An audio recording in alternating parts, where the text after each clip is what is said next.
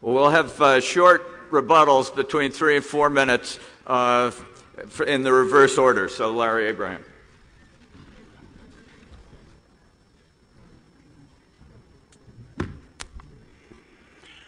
Doug is always very, very clever with the soundbite and the Mencken-esque type comment, which I usually enjoy, but I don't enjoy being called a sophist in this particular instance or under these circumstances, because I'm not dealing in sophistries, I'm dealing in realities. I never said one thing that wasn't a reality as it relates to what it is we're facing.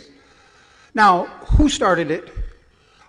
We could debate that forevermore. You could say it was started at the Battle of Tours. Or you could say, it was a hangover from Lepanto. Or it was the British and the French screwing up the Arabs at the end of World War I. I don't know where it started. But I do know that you don't treat 911 as a great big giant workfare program for the ACLU. It was a hell of a lot more than a criminal act by a few criminals. And if you are going to treat the enemies of this country as just so many potential clients for the ACLU, you definitely won't win the war. You definitely will have insanity run amok. You definitely will have the beginning or the end of what Doug called World War III. We didn't start it. We didn't start it.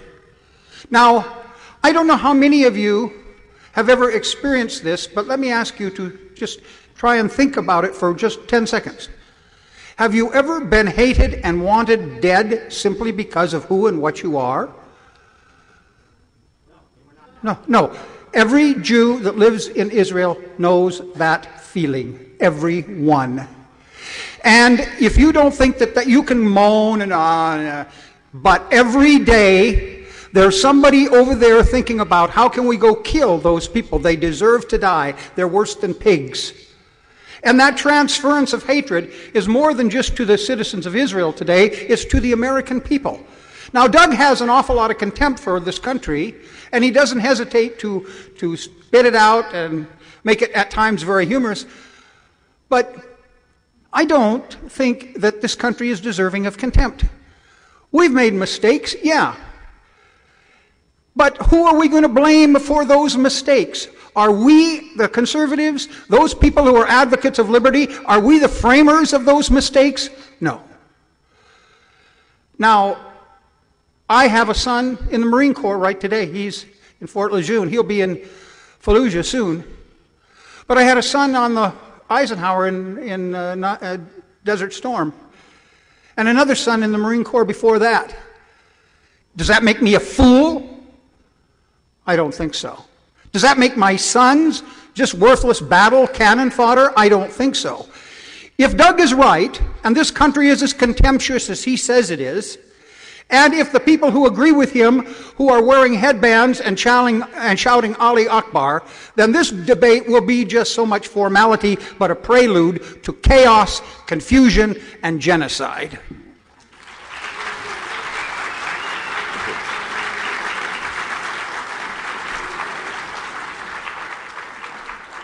Doug, do you want to answer that?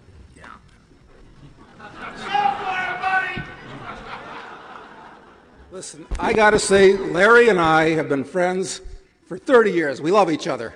But we do disagree on this, Larry. I mean, first of all, and Larry accused me of being a rhetorician, but Larry is an excellent rhetorician. Israel, okay? I've got no problem with Israel. I've got no problem with the Jews. I've got no problem with the Arabs or the Muslims. I just don't want a dog in that fight, that's all. And as far as the Arabs and the Muslims hating the Jews, no, they don't, and they never did. The fact of the matter is before the creation of the State of Israel, and the fact of the matter is, the Jews stole that land. I don't care about what the Bible says, it's our historic property. They basically stole it from the residents there. You know, and I'm not anti-Israel, I'm just calling it the way I see it. The fact is that before the Aliyahs started, okay, before the Jews started massive immigration, the Jews that were there got along fine with the Muslims and with the Christians. It was the imposition of a political structure. This is why I'm an anarchist, for God's sake. Well, no, it's the state of Israel's fault. It's the creation of a state. And that's where the people that aren't controlling the state are disenfranchised. That's the problem. So I don't know how it's going to work out. It's a big problem, but I don't have a dog in that fight, and I don't think you ought to either. They got to work it out between each other. And Larry also said that I have contempt for the country. No, I have never said that. I said I have contempt for the government.